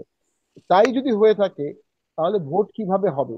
জাতীয় পার্টি সেই ভোটে যাবে কিনা, সেটা ইয়েট টু সি। আমরা অবজার্ভ করছি কি ঘটে, কিভাবে কি যাচ্ছে। আজকেও তো আমাদের ব্যানের জন্য মিছিল করা হলো, মিটিং করা হলো বিশাল। তো আমরা দেখতে চাই নির্বাচন কমিশন সুষ্ঠু ভোট করতে সক্ষম। নির্বাচন কমিশন যদি লেজে গোবরে মার্কা একটা ভোট করে ফেলে, তাহলে সেটা 14 থেকেও খারাপ হবে, এবং সেই সরকারের পরিণতিও 14 সরকারের থেকেও খারাপ হবে। তো জি। সেই ফাঁদে কিছু রাজনৈতিক দল পা দিচ্ছে, বুঝে না বুঝে, এবং আপনারা সরকার, কি এটা আপনারা অনেক কি জায়গায় হচ্ছে। মানে কোন দিকে পা দিচ্ছেন? আপনারা কি কোনো দর কষাকষিতে আছেন? আপনারা কি নির্বাচনের জন্য প্রস্তুতি নিচ্ছেন? মানে আপনাদের কি কি করছেন এখন? আমরা নির্বাচনের জন্য প্রস্তুত। আমাদের প্রার্থী কিছুদিন আগেও ভোট করেছে, তার আগেও করেছে, আগেও করেছে। আমাদের শক্তিশালী জায়গাগুলোর প্রার্থী নিশ্চিত করা আছে। কিন্তু আমরা আমাদের প্রার্থী, আমাদের পোলিং এজেন্ট, আমাদের কর্মীদেরকে হাত পা বেঁধে সাঁতার কাটতে পুকুরে ফেলে দিতে পারি না। বর্তমান সরকার এবং নির্বাচন কমিশন জাতীয় পার্টিকে হাত পা বেঁধে নিয়ন্ত্রিত ভোটে অংশগ্রহণ করার জন্য আহ্বান জানাচ্ছে, যে জাতীয় পার্টি ভোট করতে কোনো বাধা নাই, কিন্তু আমরা ওদেরকে ডাকবো না, কথা বলবো না, আমরা ওদেরকে ডাকলে মবের ভিকটিম হব। তো ভোটের সময় তারা বলবে যে ওদের মার্কা তো আছে ব্যালটে, জনগণ দিলে দেবে, না দিলে না দিবে, ওদেরকে যদি মারা হয় ওদেরকে কি করা হবে। তো আমরা আমরা নিজেরাও যখন মাঠে যাচ্ছি, আমি নিজে দিনাজপুরে গিয়েছিলাম, সেখানে আমাদেরকে প্রোগ্রাম করতে দেয়নি। কেরানীগঞ্জে গেছি, দেখি ওসি সাহেব নিজে তালা দিয়ে দিয়েছে অডিটোরিয়ামে। ময়মনসিংহে প্রোগ্রাম, হলরুম সব দেয়া আছে, আগের দিন সবাই না করছে, করা ঠিক হবে না নিরাপত্তা জনিত কারণে। ওই এনসিপি বা গণ অধিকার পরিষদ তারা হুমকি দেয়, সেই হুমকির রেসপন্সে তারা আমাদেরকে প্রোগ্রাম করতে দেয়। আমাদের গণতান্ত্রিক অধিকার ক্ষুণ্ণ হচ্ছে। তাহলে আমরা মনে করি এই পরিবেশে ভোট সুষ্ঠু হওয়ার কোনো আলামত আমরা দেখছি না। তাই হয়ে হুম। থাকে, তাহলে সেই ভোটটা আমরা অংশগ্রহণ করব কিনা, সেটা হুম। পার্টি ফ্রম আমরা আলাপ করব। তো আমরা এই মুহূর্তে সিদ্ধান্ত নিতে যাচ্ছি না, জি। আমরা অবজার্ভ করছি। মানে বর্তমান আপনারা এখনো সরকার এবং নির্বাচন কমিশন সুস্থ করতে হওয়ার আগ্রহ নাই। জি, ধন্যবাদ ব্যারিস্টার শামীম পাটোয়ারি। আমি আনিস আলমগীর, আপনার কাছে ভোট সুষ্ঠু হওয়ার লক্ষণ আপনি কতটা দেখছেন? হ্যাঁ, সজীব অজিত জয় সাবেক প্রধানমন্ত্রীর পুত্র, তিনি একটা একরকম বার্তা বা একরকম হুমকি দিয়ে রেখেছেন যে তাদের যদি নিষেধাজ্ঞা তোলা না হয়, তাদেরকে যদি নির্বাচনে অংশগ্রহণ করতে না দেওয়া হয়, তাহলে কর্মীরা সহিংস হতে পারে। এরকম একটা বার্তা তার আছে। এর আগেই কিন্তু জানিয়েছে নির্বাচন কমিশন যে 67% কেন্দ্র ঝুঁকিপূর্ণ। তার উপরে আছে গণভোট নিয়ে এই যার সে দখল করবে, এটা তো স্বাভাবিক। এবং পুলিশ প্রশাসন দাঁড়িয়ে থাকবে, আর্মি প্রশাসন দাঁড়িয়ে থাকবে। আর্মিকে যদিও এবার আইন শৃঙ্খলা রক্ষাকারী বাহিনীর সঙ্গে যুক্ত করা হয়েছে, তারপর আপনি দেখবেন যে তারা কোনো বড় ধরনের কোনো অ্যাকশন নেবে না। তারা কিভাবে নেবে?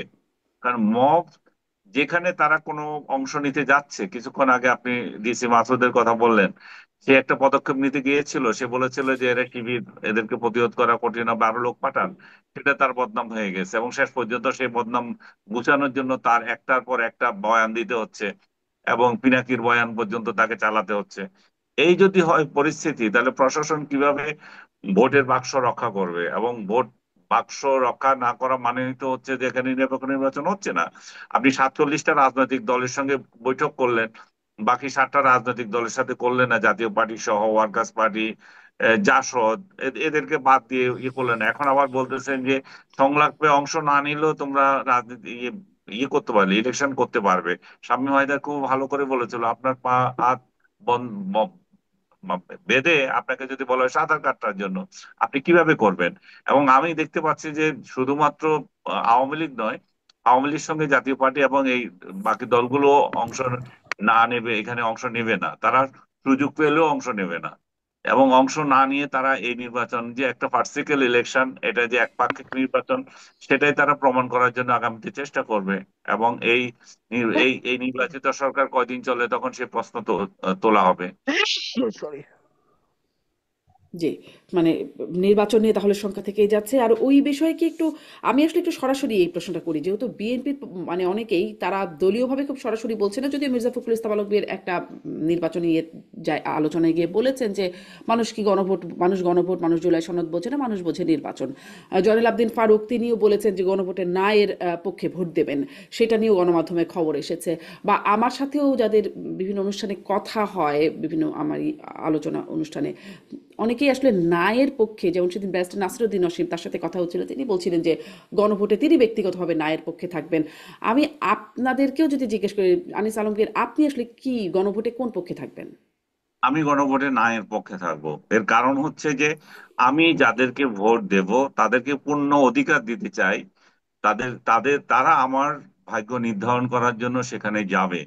আমি তার সংসদ সদস্য হিসাবে তার বিবেক সে যাতে খাটাতে পারে সেটা দেব। আর কারণ, আরো একটা কারণ হচ্ছে যে যে পদ্ধতিতে ভোট হচ্ছে সেটা তো একটা মানে উদ্ভট ধরনের। আমার আমার দুইটা জি, পছন্দ হচ্ছে, আমি আর দুইটা অপছন্দ হচ্ছে, সে জায়গায় আমার জন্য ডিফিকাল্ট এখানে হা বলা। সো জি, আমি না ভোট দেব, তার মানে যে এই প্রক্রিয়াটাকে আমি অপছন্দ করছি বা সংস্কার কর্মসূচি যেগুলো নেওয়া হয়েছে সবগুলোর ক্ষেত্রে আমার আপত্তি আছে তা না। আমার আমার হচ্ছে যে যেহেতু যেহেতু এই এই সনদগুলো বাস্তবায়নের এবং অধিকাংশ ভালো ভালো যে সংস্কারগুলো সেগুলো যাতে সংসদ সদস্যরা বসে নিজেরা আপোষ করে ঠিক করতে পারে, তাদের আপোষ করার সুবিধার্থে জি, আমি এটা করতে জি, যাচ্ছি। স্পষ্ট আপনি এবং আমি কারণটাও মনে ব্যাখ্যা করি করলেন। আপনি বিএনপির যে কথাটা বললেন, বিএনপিও এই না ভোট দেওয়াটাও তাদের রাজনৈতিক দূরদর্শিতার জন্য ভালো হবে। যদিও তাদের বিরুদ্ধে সিভিয়ার ক্যাম্পেইন তুলবে যে সংস্কার বিরোধী তারা, কারণ তারা না হুম, ভোটের কথা বলছে। তারা যদি এটা বুঝাতে পারে যে না আমরা এই জন্যই করছি, আমরা আওয়ামী লীগের একটা ভালো সম্পর্ক গড়ে উঠেছিল ব্যক্তিগত পর্যায়ে, এটা আমি জানি, যখন তারা ক্ষমতায় ছিল। এবং ডোনাল্ড ট্রাম্পের একটা ব্যক্তিগত বৈশিষ্ট্য হলো তিনি ব্যক্তিগত সম্পর্কটিকে নিদারুণভাবে সম্মান করেন। আপনারা ইতিমধ্যে লক্ষ্য করেছেন যে এমবিএস মোহাম্মদ বিন সালমান, যিনি সৌদি আরবের এই মুহূর্তে ডিফ্যাক্টো কিং, তো তার সঙ্গে ডোনাল্ড ট্রাম্পের যে মেয়ের জামাই কুশনার, তার একটা ব্যক্তিগত বন্ধুত্ব আছে। তো ইভাঙ্কা ট্রাম্প এবং কুশনারের সঙ্গে এই মোহাম্মদ বিন সালমানের ভালো সম্পর্ক থাকার কারণে মিস্টার জো বাইডেন তার পুরো শাসনকালে শত চেষ্টা করেও সৌদি আরবের সাথে সম্পর্কটা ভালো করতে পারেনি। সেই সময়টাতে সেই জামাল খশোগির হত্যাকাণ্ডকে কেন্দ্র করে তারা সৌদি আরবের উপরে যে প্রেশার ক্রিয়েট করার চেষ্টা করেছে, প্রথমে সম্পর্ক স্থাপন করার চেষ্টা করেছে, তারা প্রেশার ক্রিয়েট করার চেষ্টা করেছে, এটা আরও হিতে বিপরীত হয়েছে। পরিস্থিতি সামাল দেওয়ার জন্য সেই জো বাইডেনের পররাষ্ট্রমন্ত্রী এবং জো বাইডেন নিজে তিনি সৌদি আরব ভ্রমণ করেছেন একাধিকবার। এবং অবাক করার ব্যাপার হলো যে এয়ারপোর্টে তিনি যে অপমানের শিকার হয়েছেন, তাকে যেভাবে দাঁড় করিয়ে রাখা হয়েছে এবং যেভাবে ওয়েট করা হয়েছে, বাদশা এখন নামাজ পড়বেন, মানে তিনি এয়ারপোর্টে গেছেন, তাকে রিসিভ করার সময় নামাজ বিরক্ত হয়ে গেছে, বাদশা সালমান নামাজ পড়তে গিয়েছেন, তাকে আধা ঘন্টা সেখানে দাঁড়িয়ে থাকতে হয়েছে। এরকম অস্বস্তিকর ঘটনার পেছনে মূলত ডোনাল্ড ট্রাম্পের সঙ্গে মোহাম্মদ বিন সালমানের যে ব্যক্তিগত সম্পর্ক, সেটা মূলত কার্যকরী ভূমিকা রেখেছে। এখন ডোনাল্ড ট্রাম্প ক্ষমতা আসার পর সাম্প্রতিক সময় আপনারা দেখেছেন যে মোহাম্মদ বিন সালমান আমেরিকাতে গিয়েছেন, আর সেই আমেরিকা ভ্রমণের সময় কি হৃদ্যতাপূর্ণ একটি সম্পর্ক তৈরি হয়েছে। আপনারা হয়তো জানেন না, অনেকে জানেন না, বিকজ এগুলো হয় কি যে আমাদের যে চিন্তা চেতনা, আমরা সবসময় করি কি নিজেকে দিয়ে অন্যকে বিচার বিশ্লেষণ করি বা নিজের ধারণা অনুযায়ী অন্যকে মূল্যায়ন করার চেষ্টা করি। শেখ হাসিনা যে ক্ষমতায় ছিলেন 15টি বছর, তিনি সে বাংলাদেশে বসে বসে যে সারাদিন শুধু সালমান এফ রহমানকে পদ্মা সেতু থেকে টাকা চুরি করার বা সে বিদেশে টাকা পাচার করার সুযোগ দিয়েছেন তা নয়। তিনি একটা গ্লোবাল রিলেশন গড়ে তুলেছেন। এখন ভুটানের যে রাজা, ভুটানের যে কিং, আপনি কি জানেন যে ভুটানের এই কিং জয়ের ক্লাসমেট? তারা হার্ভার্ডে একসাথে পড়াশোনা করেছে। এ গেল এক। 2 নম্বর হলো যে ইম্মানুয়েল ম্যাক্রো, ফ্রান্সের প্রেসিডেন্ট, তার সাথে শেখ হাসিনার ব্যক্তিগত সম্পর্কটা কোন পর্যায়ে আপনারা একবার চিন্তা করতে পারেন যে তিনি দিল্লিতে যাওয়ার আগে ঢাকায় এসে শেখ হাসিনার সঙ্গে দেখা করে গেছেন, জাস্ট লাইক মা এবং সন্তানের সাথে সম্পর্ক। এবং সেই সম্পর্কটা কী পর্যায়ে কাজ করছে যে ডক্টর মোহাম্মদ ইউনূস জলবায়ু সম্মেলনে তিনি ফ্রান্সে গেলেন, যাওয়ার চেষ্টা করলেন বা তার যাওয়ার দরকার ছিল। তো তিনি সেখানে ইম্মানুয়েল ম্যাক্রোর সঙ্গে সাইড লাইনে একটা বৈঠকের আয়োজন তিনি চেষ্টা করলেন, পারেননি। বোঝার চেষ্টা করুন যে ব্যক্তিগত সম্পর্কটা কোন পর্যায়ে। 2 নম্বর হলো যে মোহাম্মদ বিন সালমানের সঙ্গে জয়ের এবং শেখ হাসিনার ব্যক্তিগত সম্পর্ক। এবং শেখ হাসিনার রেজিমের শেষ সময়টিতে মোহাম্মদ বিন সালমান বাংলাদেশে আসতে চেয়েছিলেন, সময় পাননি। এবং আমাদের যে পুরো অয়েল রিফাইনারিটা, এখন যে অয়েল ইস্টার্ন রিফাইনারি রয়েছে, পুরো রিফাইনারিটাকে তারা সৌদি বিনিয়োগ দ্বারা এখানে সৌদি আরামকো, সৌদির যে তেল কোম্পানি আরামকো, এর মাধ্যমে সবচেয়ে বড় একটা বিনিয়োগ তারা করে আমাদের পুরো রিফাইনারি সিস্টেমটাকে তারা চেঞ্জ করে দিতে চেয়েছিল।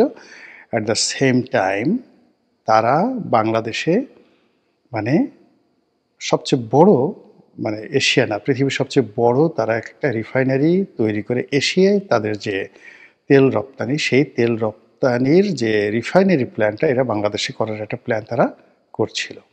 এটা হতো মানে সৌদি আরবের এই মুহূর্তে পৃথিবীর সবচেয়ে বড় বিনিয়োগ। এরকম একটা পরিকল্পনা কিন্তু হচ্ছিল 2024 সনের মানে এপ্রিল মের দিকে এরকম একটা ঘটনা হচ্ছিল। আপনারা খোঁজ নিয়ে দেখেন পররাষ্ট্র মন্ত্রণালয়ে। তো এই সম্পর্কটা, এর বাইরে এখন যিনি কাতারের আমির এই মুহূর্তে যিনি আছেন, তার বাবা তিনি শেখ হাসিনার অত্যন্ত ঘনিষ্ঠ বন্ধু ছিলেন। কাতারের বাংলাদেশে যিনি রাষ্ট্রদূত, একান্ত ঘনিষ্ঠ আলোচনা তিনি আমাকে নিজে এই কথাটা বলছেন যে মিস্টার রনি, আপনি জানেন না যে আমাদের আমির আপনাদের প্রধানমন্ত্রীকে কতটা ভালোবাসেন, কতটা শ্রদ্ধা করেন।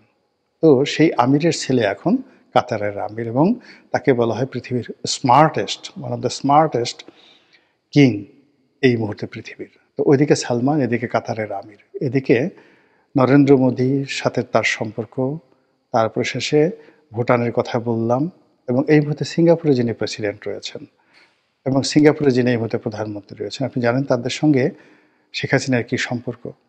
শেখ হাসিনার কথা বাদ দেন, ওখানে যে সামিট গ্রুপের আজিজ খান আছেন, আজিজ খানের সাথে সিঙ্গাপুরের প্রধানমন্ত্রীর কেমন সম্পর্ক, এটি কি আপনারা জানেন?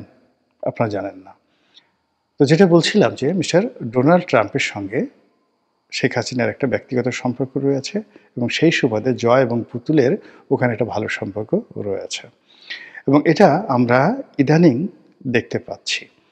জয় যে কথাগুলো বলছেন এই মুহূর্তে, তাকে বিভিন্ন অ্যাঙ্গেল থেকে প্রশ্ন করা হচ্ছে যে আপনি তো আমেরিকাতে আছেন, তো আপনার বিরুদ্ধে তো অনেক অভিযোগ। সবাই যেটা আমরা বাংলাদেশ থেকে যেটা বলার চেষ্টা করি যে আমেরিকা এমন একটা কান্ট্রি যেখানে আসলে চুরিচামারি কোনো সুযোগ নেই, যেখানে আপনি কোনো 2 নম্বর কোনো কাজ করতে পারবেন না, আপনি যত বড় রাজা হন, বাদশাহ হন, সেখানে কোনো চুরির টাকা, 2 নম্বরই টাকা নিয়ে সেখানে হজম করতে পারবেন না, এই ধরনের কথাবার্তা।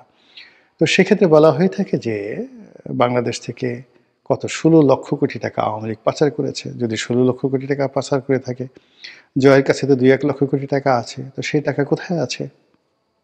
সুইজারল্যান্ডে থাকতে পারে, সেই টাকা আমেরিকাতে থাকতে পারে, আমেরিকাতে তার গল্ফ কোর্স আছে, ইত্যাদিতে নানা রকম। মানে শেখ হাসিনা যখন ক্ষমতায়, তখনও তো আমরা এই জিনিসগুলো প্রচার করেছি।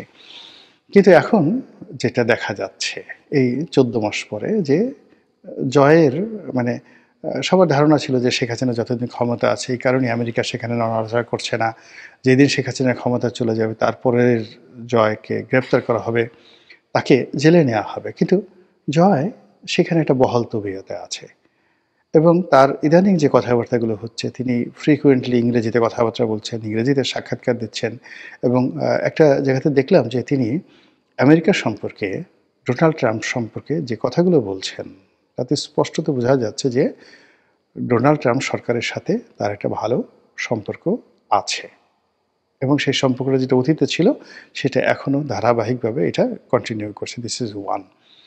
সেকেন্ড থিং হলো, এখন এই মুহূর্তে আমেরিকার যে পলিসি, তাদের যে গোয়েন্দা সংস্থাগুলোর প্রধান তুলসী গ্যাবার্ড, তিনি যে কথাগুলো বলেছেন যে এখন বাংলাদেশ থেকে শুরু করে অন্য যে সকল দেশে আমেরিকার ডিপ স্টেট পলিসি কার্যকর ছিল এবং সেই ডিপ স্টেট পলিসির অধীন যে সকল দেশের সরকার পরিবর্তনে আমেরিকা যে বিনিয়োগ করেছে বা যে কর্মকাণ্ড করেছে, it is stop now. This is one.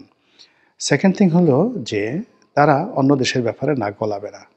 Thirdly হলো তাদের যারা পুরনো বন্ধু রয়েছে সেই পুরনো বন্ধুর সাথে তারা সম্পর্ক আবার ঝালাই করবে।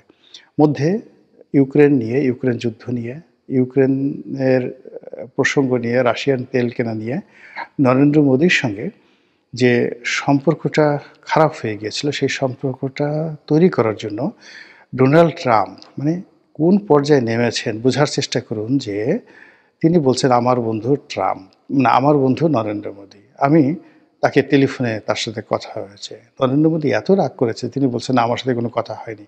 কিন্তু তারপরে কিন্তু ডোনাল্ড ট্রাম্প থেমে থাকেননি, তিনি বলছেন আমার সঙ্গে তার কথা হয়েছে।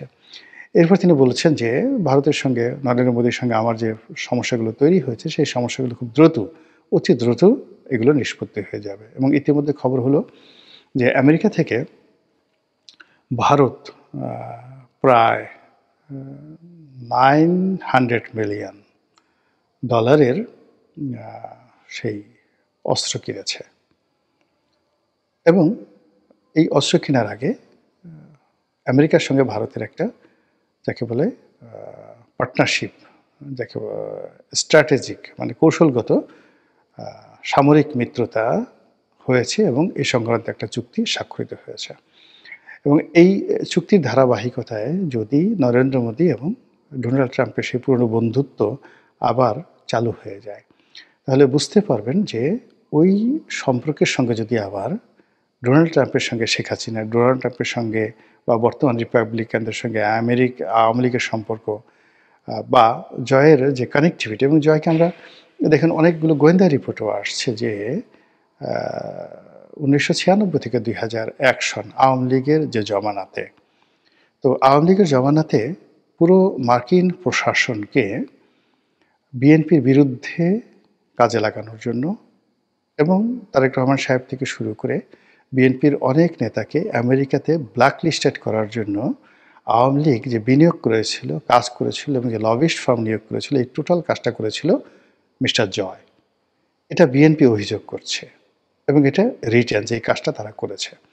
তো যেখানে 96 থেকে 2001 সালের মধ্যে যদি জয় এই কাজ করতে পারে, তাহলে 25 বছর পর জয়ের কি অভিজ্ঞতা কমলো না বাড়লো?